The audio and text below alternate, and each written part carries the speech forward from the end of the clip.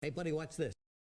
Hello, RegisKillbin is the name and Hearthstone is the game, and these are 10 potential legendary minions from the Kobolds and Catacombs expansion. That's right, I made 10 custom cards here in this video based on some of the mechanics and some of the themes and some of the characters that I expect to see in Kobolds and Catacombs. Now, of course, it's really hard to predict the kinds of characters that might show up because most of these are probably going to be custom creations from the Hearthstone team, but there are some relatively famous kobolds out there that you can base cards upon, not to mention other just sort of dungeon-themed and dungeon-related cards that seem to fit the expansion. So I took my best shot. Ultimately, this is more about exploring some of the ideas we've seen in the Kobolds and Catacombs cards so far, and just some fun ideas that I had as well. So all of that said, let's go ahead and jump into this list of 10 custom cards that we might just see as class legendary minions and neutral legendary minions in the Kobolds and Catacombs expansion. Up first, I have a new Priest legendary minion of my design. This is Kindle Candlecrafter, which is actually a named kobold from World of Warcraft, and that name inspired me a little bit. What if you have a kobold whose job is to actually make the candles that they wear on their heads and that they so adore? And I thought it seemed fitting for Priest based on this card design. This is a 5-mana, 3/6 minion, so pretty good stats right off the bat for a 5-drop. Not ideal necessarily, but something you can work with. And it has an effect here. At the end of your turn, you summon a 0/5 melting candle. Now, you might wonder what on earth is a melting candle. Well, it's this. It's a minion of its own. It's a 0/5, as the card reads, and it does something cool. At the start of your turn, it deals 1 damage to itself, and it also gains +1 attack at the same time. So essentially the idea here is this candle is melting over time. Its health is decreasing, and as it melts, I guess the wax spreads, or who knows, whatever reason the fire gets bigger, I'm not sure. But regardless, it gains attack. So it's a minion whose stats are constantly in flux, particularly when you utilize Priest's hero power alongside it, because you can keep healing it, but it'll keep gaining attack. So it's this really interesting mechanic where you're just constantly balancing that and calculating that and using that to your advantage. But of course it is on a delay because it happens at the start of your turn. And you'll note also you can summon multiple melting candles if Kindle Candlecrafter does actually stay alive. So before long you can have this horde of candles where you're constantly balancing the health and attack of them, and it's just this really cool mechanic that gives your opponent something they have to deal with, or it's just eventually going to overwhelm them because the attack values are going to get too high. So I just like the gameplay here. There's a lot of implications for your opponent and yourself on how you play this. There's a lot of strategy involved. And Kindle Candlecrafter does sort of follow a theme of Priest legendaries where if you leave them on the board, they tend to just go absolutely insane. Cards like Lyra or even Prophet Velen, the value is absurd the longer they're out there, so I like that it fits into that Priest mechanic. Also, high health totals work well with Priest, so there's a lot of different ways to synergize with all of these different effects. This card would be very, very strong in Priest, I think. Arguably maybe too strong, but Priest does have some good legendaries. And this is the kind of card I think would fit the class. And sure, maybe you could tweak the numbers here and there a little bit, give it 5 health, give the candles 4 health, whatever it might be to make it balance. But ultimately, I'm still really happy with the design here and all the different aspects of it and the strategy of it. I think it would be a cool card to play against, and also a pretty cool card for Priest to run. So up next, I have a new rogue legendary minion of my design. This is Vanessa Vancleef, daughter of Edwin Vancleef, that many folks who play Hearthstone will instantly recognize. But Vanessa here's a 5-mana, 5/5, so really solid stat allocation for the cost right off the bat. And she has an interesting battle cry. It assigns random mana costs to the spells in your opponent's hand. So another sort of spell manipulation card here, a lot like Lillian Voss almost in a way, but in a different direction. It's affecting your opponent's spells instead of affecting your own spells and mixing up your hand. It's mixing up your opponent's hand. So that can be really good, right? You can take their low-cost spells, you can take that Priest Potion of Madness and make it cost 10 mana, and it's basically an unplayable card. So you just absolutely kill their Potion of Madness. Alternatively, you can take really nice, expensive spells, say an Ultimate Infestation, and turn it into a 1-mana spell.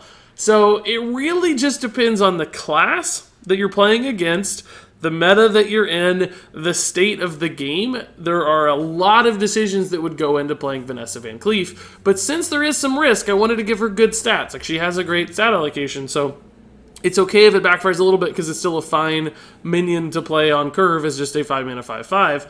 So Sometimes it's going to win. You can disrupt your opponent's combos, turn their weak cards. You know, if you know they run a ton of cheap spells, more often than not, you're going to win out. You're going to make their spells much, much more expensive.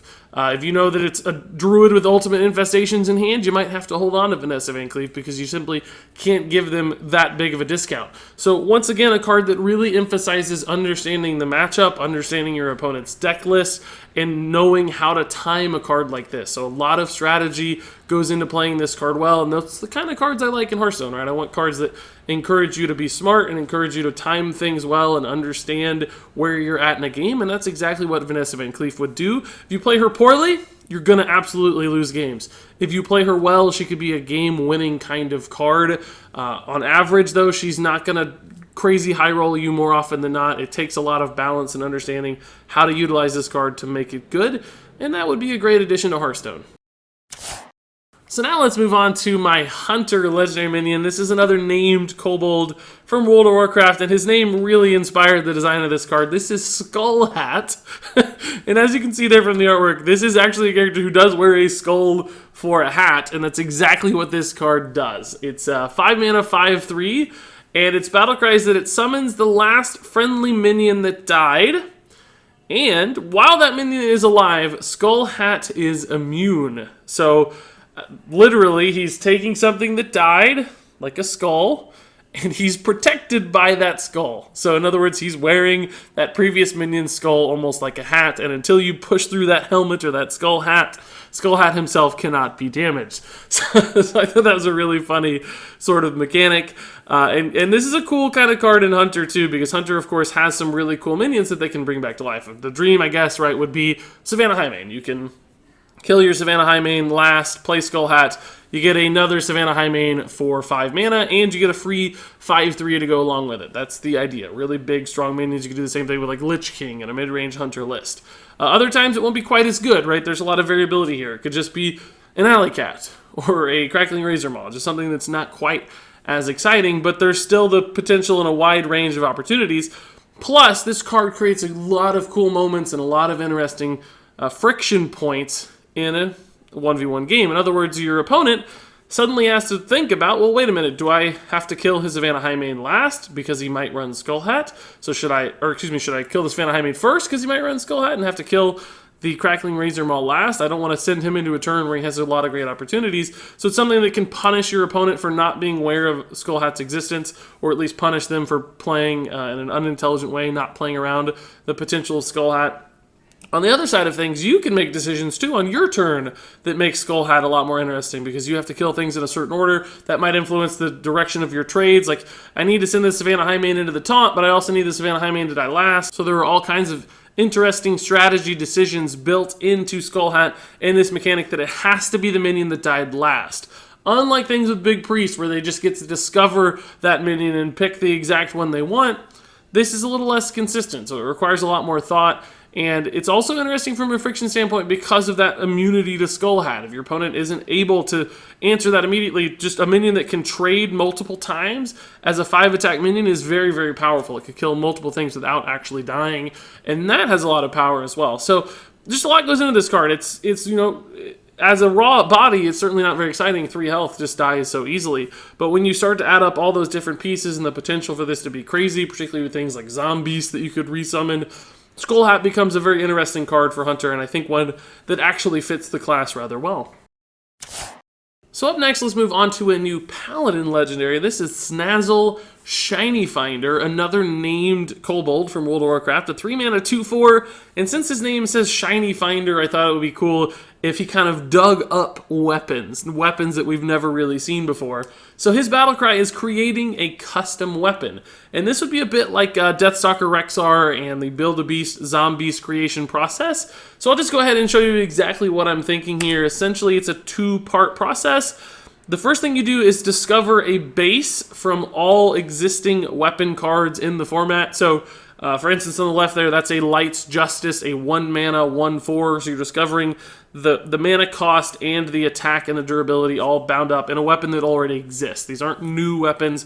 You're just piecing together 2 different aspects of weapons that are already out there from any class. So any weapon that's in the pool that's a collectible card. I'm not thinking of things like Frostmourne from the Death Knight cards, for instance, specifically weapons that already are collectible and playable in decks. So you'd first discover that base, the mana cost, and the stats, and then secondly, you discover card text from all the available card texts on weapons to go on the weapon as well. So for instance, there on the left, I've created a couple options here. This is an unearthed weapon that he created.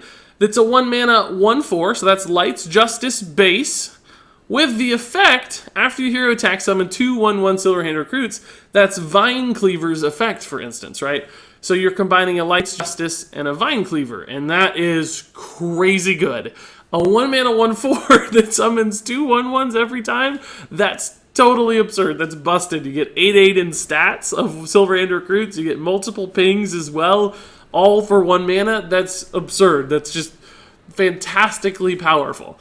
And then on the right, we took a Doomhammer, so we discovered Doomhammer for our base as far as the mana cost and the stats are concerned, so it's a 5 mana 2/8. But we don't get Doomhammer's card text. Instead, we're getting Sword of Justice's card text. So that's right, after you summon a minion, you give it +1/+1, and this loses 1 durability. That's 8 times instead of just 5, and of course, the actual attack value is much higher here too, so you have some interesting decisions about, do I attack, do I save this for the buff? But 8 charges of a 1/1 buff is also kind of absurd. And you can start to piece through your head all the different combinations. And there's a lot of strategy that goes into this, because it's just going to be 3 random choices, right? Much like any Discover effect. You're just going to get 3, so sometimes you'll get Light's Justice as a base, sometimes you'll get 3 incredibly expensive weapons that are really hard to use as bases. So it can easily backfire, right? You could get like a Gore Howl base with a Sword of Justice effect, and then you've got a 7/1 weapon that either buffs a minion or attacks for 7, and that's a really big dilemma and not a very powerful play for 7 mana. Alternatively, you can get crazy ones like this weapon here on the left, and that's just absurd. But it's going to depend on the moment in the game. Are you in the early game or in the late game? Do I pick a high durability weapon? Most of the time that's probably going to be better. Other times you might need the damage and have to pick a high attack value weapon. So it's just deciding in the moment, trying to find the puzzle pieces that fit together to fit the moment and fit the strategy of your current matchup, and there's a lot that goes into it. And sometimes, yeah, it's going to high roll and be crazy good. Other times it's going to backfire. So it's a bit of a risky card to run in your deck. It is a 2/4 for 3 mana. That's not terrible, but it's certainly not game-winning in its own right. So getting a weapon that makes sense is going to be important for this card to be successful, but I still think it's the kind of thing that would work really well. Good players would be able to use Snazzle Shiny Finder to create the things they needed and empower their deck in a cool way. And it's a neat new line for Paladin in a lot of ways. It's most of their minions just guaranteed do amazing things. This one's a little bit riskier and a little bit less consistent than most of the other Paladin legendaries we've seen so far. I think it's still a good card, of course, much like every other Paladin legendary nearly, but a more interesting one and a more strategic one, which is another card that would be great for Hearthstone. So up next, let's move on to my Shaman card here. This is Therazane, the Stone Mother, the only elemental lord we haven't really seen so far in Hearthstone, at least of the 4 original ones. And this is an 8 mana 2/10, so a pretty terrible stat line, really. I mean, a 2/10 is hard to kill, of course, but just doesn't trade into much. 2 attack for 8 mana is absolutely abysmal. But the death rattle here on Therazane, of course, is crazy good. It summons 2 Earth Elementals when she dies, and 2 Earth Elementals is a lot of stats. That's 2 7/8 taunt minions. That is a wall. So if you're able to kill your Therazane the Stone Mother, you're going to get a lot of value out of it. That's a great play for only 8 mana, getting a total of, 16, 26 in stats for 8 mana, I think that's right, plus a couple taunts, all split across multiple bodies. That's a game-winning kind of thing, but the problem, of course, the balancing aspect of that, is that Therazane the Stone Mother is really, really slow. And this is the kind of card that Hearthstone likes to design, things with big rewards, but just that are really slow. You could compare this, for instance, to a card like Hadronox, right? That's just desperately slow, but if the death rattle works, man, you're going to get a powerful play. And of course, Shaman does have some ways to make Therazane really, really interesting. Cards like Ancestral Spirit, for instance, which would bring this back to life and just give you a near infinite chain of Earth Elementals, or at least seemingly so. 4 to 6 Earth Elementals would be very difficult for your opponents to deal with. And then, of course, there's also the card Reincarnate, available in Wild format at the very least. They would make Therazane a much faster play, where you still get a couple Earth Elementals. The problem, of course, is that fitting all of those things together takes at least till you're on turn 8, maybe a little sooner with some shenanigans, of course, with cards like Barnes and even Farsight. But it's still a high roll kind of thing that's hard and inconsistent to pull off. So I think there's a lot of balance built into Therazane the Stone Mother, but still a fun card that has some potential for certain deck builders and certain people who like big, crazy moments to play with. And this is not necessarily the kind of card I like to see in Hearthstone, because the risk of it high rolling is just a little too high off things like Barnes.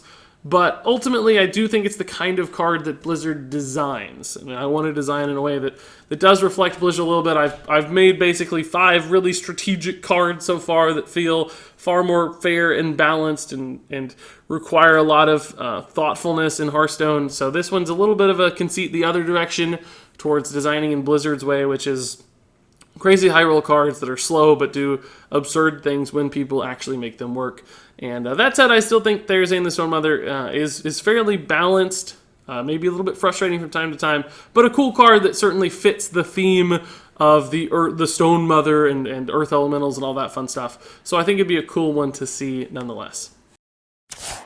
So now let's move on to a neutral legendary. This is Cadis, a card which might actually look familiar to you if you played the League of Explorers adventure, because this is one of the bosses in that adventure. But I thought it'd be cool to be a card, because Cadis is one of the most memorable kind of early dungeon crawl experiences I had in World of Warcraft. And when I think about going underground, like we're doing in Kobolds and Catacombs, Uldaman as a dungeon in WoW certainly comes to mind. And I think Cadis would fit a lot to the theme of this expansion. So he's a 7-mana 7/7 here by my design. And he has an effect: at the end of your turn, you give a random enemy minion can't attack. So can't attack is an effect we've seen on minions by default, but we've never really seen it used as a manipulation. You've never really given minions can't attack, but I wanted to explore that space. And it's really cool, because Cadis is fantastic excuse me, against single targets. Like, if your opponent just plays a big mountain giant or something, Cadis just means it's negated. It's totally unable to attack. It's not even like an Aldor Peacekeeper where it takes it to 1. It takes it effectively just, it's totally dead. It can't attack. Unless your opponent, of course, has some sort of silence effect. But, against a wide board, that's not very good. If your opponent's playing Token Shaman and you give a Firefly can't attack, that's terrible. So Cadis is very good in specific kinds of meta where there are taller boards versus wider boards where there's more big things. And he's also the kind of card that's really, really good if he goes uncontested, because this is an end of turn effect. This isn't a one-time effect. So if you are able to play Cadis and make him stick to the board, your opponent might just be totally helpless. But of course, if you have to play him on an empty board, he's just useless. He's a war golem. He doesn't do anything. He's just a 7/7. Like, it's not good to play ahead. It's often not good to play against certain metas that are very wide. It's not even necessarily good in a Bone Mare meta where there are multiple minions that have pretty high attack values and can attack. Because if you hit that 5/5 Bone Mare, but the 9/9 minion outside of it is still hitting you in the face or trading into Cadis, then he doesn't seem all that good. So I like here that this is the kind of card, it's almost a tech card in a way that's just good in certain environments or in certain decks, but not overwhelmingly powerful the rest of the time, and in fact fairly weak against a lot of other kinds of decks. So I like that cards like this could exist. And of course the theme here is that he's all about like statues in the League of Explorers, and they can't attack by default. So I wanted to explore that space with this card a little bit. And I think this would be an interesting one to see. Not necessarily that flavorful or that fun or that crazy or that exciting. Just a nice solid minion with a new effect that requires a lot of thought and care when deciding whether or not it's actually a card that's any good. So up next, I have a new mage card. This is yet another kobold, and yet another card actually that explores this space of summoning 0 attack minions. We already had one on this list. We've already seen that with Marin the Fox as well, with an actual Kobolds and Catacombs card, and this actually won't be the last one on the list either. But this is Geomancer Flint Dagger, a mage card. It's a 5-mana 3/3. And he has a battle cry that summons a 0/5 Sparking Candle for your opponent. It burns. And if you're wondering what this Sparking Candle is, since it's something you're summoning for your opponent, it is a 0/5 minion, of course, as you'll see on the left. And at the start of your turn, this minion deals 1 damage to all friendly minions. And remember, you're summoning that for your opponent. So they now have a 0/5 minion on their side of the board that constantly pings their board for 1 damage. And if they want to get rid of this Sparking Candle, they have to figure out a way to do that. Otherwise, they're just constantly sustaining a whirlwind effect. I really like exploring this space of mage, you know, kind of the kings of area of effect damage, having a potentially unavoidable area of effect card that's just you're investing in it and it's paying off dividends for the rest of the game. You are, of course, sacrificing quite a bit to get that Sparking Candle on their board, because as a minion, Geomancer Flint Dagger is pretty terrible. It's a 5-mana 3/3. That's a throwaway body. You're investing multiple mana points there that just don't pay off for a long time and potentially don't pay off at all if your opponent can utilize that Sparking Candle. For instance, a token druid might not even mind getting a free 0/5. Certainly a priest with Divine Spirit Inner Fire would probably be happy to get a free 0/5. So there's a lot of ways that your opponent can kill this thing, or use it against you, or combo with it, or silence it. So it's a lot of risk bundled into the Sparking Candles. It's not necessarily going to work against every matchup. And frankly, some opponents might just not care about the 1 damage. A guy that's playing 8/8s all the time, that 1 damage is not going to be that relevant. It's just going to take forever to kill anything or be significant or set up trades. So some of the times, Sparking Candle is going to be amazing. If you're playing against a bunch of pirates and you're just constantly killing their board and they can never stabilize anything and never get rid of the Sparking Candle, they just can't get over the hump there. It's perfect. Other times it's risky, and I like that again. It's how do I use this card? What matchups is it good in? What metas is it good in? And your opponent has a lot of decisions how to deal with the Sparking Candle. It's like, man, do I silence this thing, or do I save the silence to push through the taunt later? Like, can I risk the 1 damage all the time, or do I have to get rid of it now? Just so many different interesting plays here, and a lot of thought has to go into how to utilize this card from both opponents. I love that kind of design. Plus, it's just cool to have a candle you think about that's like sparking on the board, constantly hitting the stuff next to it. So I'm really happy with how this one turned out. I'm not completely sure how balanced it is.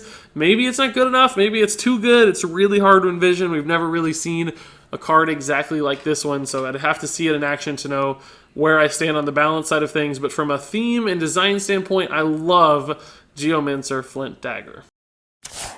So up next, let's move on to a warrior card. Another one here that employs this 0 attack minion kind of idea. This is Taskmaster Snivel, another named kobold from World of Warcraft. And this one you might actually know from the Alterac Valley battleground. He kind of runs the mines, I guess, there on that battleground.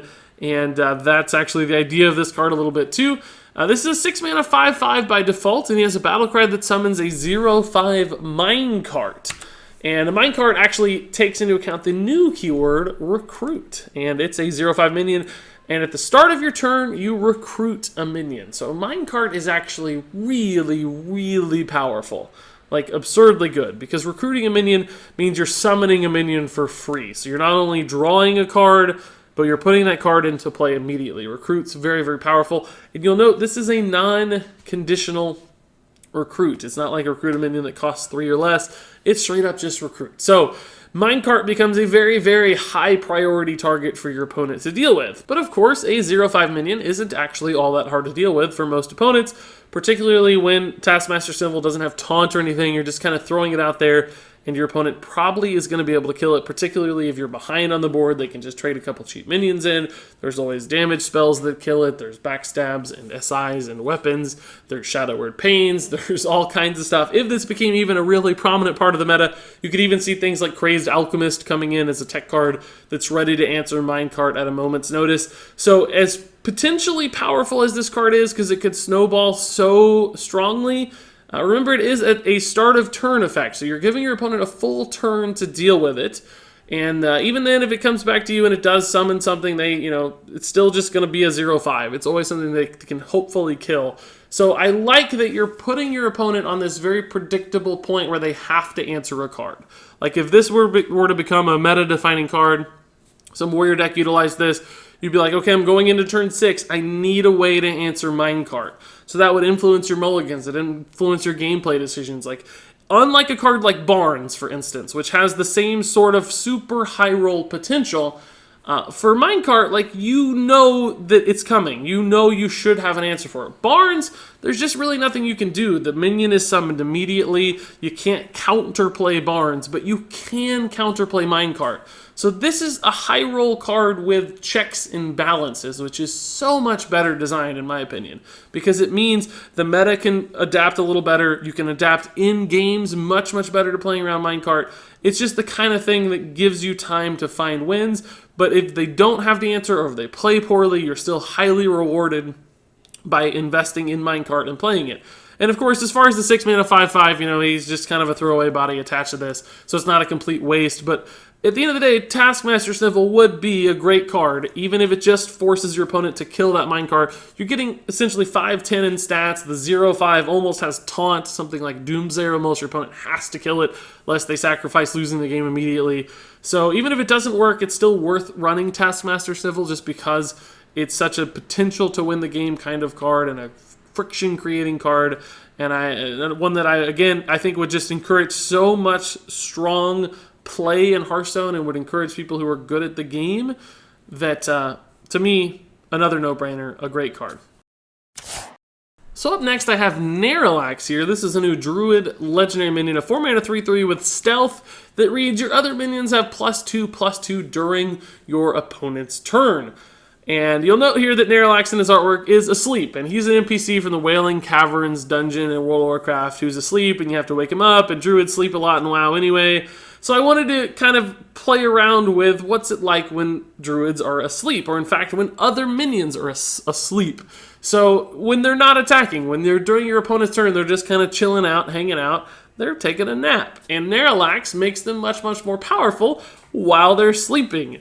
And so that means they get sort of that Tar Creeper effect, but instead of just plus attack, they're actually getting plus attack and plus health. So this is a very, very defensive kind of card. Of course, we've seen Druid, like Token Druid before, that loves buffs. They love, Mark of the Lotus and Power of the Wild. They love making their minions huge. But that's because they're such good offensive tools when they're buffed, that they can just swarm and hit the opponent really, really hard. Naralax is not about that. This does not make you any better on offense. It just makes you better on defense, which I think is a really interesting balance decision. So it's great, for instance, with things like Spreading Plague. Now, I know nobody is asking to make Spreading Plague better, but keep in mind that Naralax is often a terrible card. He's usually very, very weak because he just doesn't really do anything. He kind of just sits out there. He has bad stats. He dies to AoE fairly easily. It's only in very specific circumstances and very specific deck lists that Naralax is any good. And I didn't really want to give Druid a great legendary anyway, right? Druid's in a fine spot. They don't need any super, super duper powerful legendaries. And I wanted to give them one that only encourages a certain kind of deck, which is this Taunt Druid that we haven't really seen a ton of. But this is the kind of card that would be great with Spreading Plagues and Hadronox and all these other sort of taunt cards. If you had 10 mana and you threw out a 5 Spreading Plagues, in other words 5 Locusts or 5 Scarabs, whatever they are, and you got 5 1/5 taunts and you dropped a Naralax with them, they would suddenly be 3/7 taunts during your opponent's turn, which would be just unbelievably hard for them to push through. And I think that's really cool because it only happens at 10 mana. It only works in certain kinds of decks. Naralax is a dead card in your hand the rest of the time, so there are some checks here on how good Naralax would actually be. And of course, it's not any good in like Token Druids, and it doesn't help you kill your opponent any faster, so it gives them plenty of time to recover and stabilize and all those other things. So I think this is a cool card that explores an interesting space with, sort of super hyper defensive buffs and only defensive buffs that would feel fairly okay to play against, I think. Maybe it'd feel bad, I'm not sure. But anyway, a card I'm pretty happy with and I don't think would really be all that strong, although I'm sure anybody who hates Spreading Plague is probably freaking out right now But don't worry, it wouldn't be that overpowered, I assure you. I, in fact, think it might be a little too weak and probably wouldn't even see all that much play. Okay, so now I'm down to one last card here. This is Mogul Razdin, which if you don't know that name, he's essentially the big bad main boss of the Venture Trading Co., like Venture Co. Mercenary, for instance, you might know from Hearthstone. Mogul would be their boss. And I figured if anybody's going to be, you know, plundering dungeons, it's going to be the Venture Co., and Mogul's going to be behind it, so maybe he should make an appearance in Kobolds and Catacombs. And you'll note here that he does perhaps drive a shredder. This is not the perfect image of Mogul Razdin. He's a guy we haven't really seen much in World of Warcraft, so there's not a lot of artwork or in-game assets. I kind of just took a random shredder screenshot here for Mogul. But clearly you'll note he's inspired by Sneed's old shredder, a card I kind of realized I was missing a little bit when I'm talking about shredders. I think you have to go back to Sneed's. So this is definitely an homage to Sneed's old shredder, but a lot different in some ways. It's still an 8-mana 5/7 legendary neutral minion, much like Sneed's. It also has a death rattle, much like Sneed's, but instead of summoning a random legendary minion, Mogul here is going to summon something more consistent, which are 3 shredder parts. And they're always the same 3 shredder parts. I'll go ahead and pull them up on screen here so that you can see them. And the idea here for Mogul was just to create one of those kind of value bomb neutral legendaries. Like most expansions have one, like Lich King was the most recent one. It's just the kind of card that almost everybody can run because it just contains so much value. It's great in control decks just because there's so much to it and it's hard to deal with, and it just becomes that core value piece of your deck. But the 3 shredder parts, as you've probably had time to parse through by now, each do something a little bit differently. And first up, we have the Cracked Boiler, a 0/4 taunt minion with a death rattle, deal 4 damage to a random enemy minion. So this one just kind of gets in the way and softens up your opponent's board. It forces them to take some trades in smart ways lest they lose a certain minion. So just creates a little friction right off the bat. Then you have the Rogue Circular Saw, and this is a 5/2 minion, so pretty easy to kill, but if you don't deal with it, it can become a pretty chaotic element because whenever it attacks, its target is chosen randomly. And that does in fact mean it can hit friendly stuff too, right? So there's a lot of risk in attacking with Rogue Circular Saw depending upon the state of the board. And then finally you have Robotic Spider Leg, sort of just the core piece here. They don't do anything fancy, they're just 4 4s, which if you add those up equals 8, like a spider leg, or spider's legs. So just a nice little 4/4 body as well. So in total, you're getting, you know, a 5/7 minion right off the bat, and then after that you're getting another 8, 10, 9, 10 in stats. So just a big dump of stats on the board that your opponent really has to think about dealing with. And of course, Rogue Circular Saw is scary to attack with, but can be very, very powerful. Cracked Boiler can also be great because it's just like, you know, a free 4 damage ping to your opponent's board. And then Robotic Spider Legs is just a solid minion as well. So you're getting a nice little array of different stuff. Something a little defensive, something a little more aggressive with Rogue Circular Saw, and then just some raw stats too. So you have at least one consistent piece that you know is going to be good. And of course, cards that do go wide on the board like that can be really difficult. There are also multiple Death Rattle minions here in both Cracked Boiler and Mogul Razdin, so clearly a card that synergizes really well with any sort of Death Rattle stuff. And just a fun aspect, you know, like you've got this guy you're fighting in a shredder, and you destroy the guy in the shredder, and then it's like, by God, the shredder pieces are here left over, and they're just wreaking havoc, right? We've got a boiler that's about to explode and hurt something. We've got a circular saw that's just spinning and going crazy on the board. And then we've also got some robotic spider legs, which are still apparently a little bit controllable, but at least a lot to deal with. And I think that's a really, really fun idea to see in Hearthstone. So yet another minion that's just a good, everyday, neutral legendary that I think would be pretty cool to see. And there you go, guys. That was it. Those are my 10 custom Kobolds and Catacombs legendary minions. The likelihood of seeing any of these characters actually in Kobolds and Catacombs is practically 0, just because I just, grabbed random Kobolds, random kind of dungeon-themed characters. I think it's very unlikely the Hearthstone team picks the exact same stuff as me. But I did explore, Kobolds themselves and what they might look like. Certainly took a look at summoning 0 attack minions for both yourself and your opponent, like we've seen with Marin the Fox, which I think is a very, very interesting space where there could be a lot of fun design and of course just your everyday average, legendary kinds of cards as well. But if these were the cards that were added to Kobolds and Catacombs as legendary minions, I think I'd be pretty happy. Most of them encourage the right kinds of Hearthstone, highly competitive, highly smart Hearthstone instead of totally random Hearthstone, and that's what I want to see. So I would be thrilled, ecstatic, if anything resembling these cards actually showed up in the expansion. But I'm curious what you guys think. Which of these cards did you like? Which ones did you hate? Which ones were terrible? Which ones are overpowered? Share all those thoughts in the comments below. But until then, thank you so much for watching, and until next time, game on.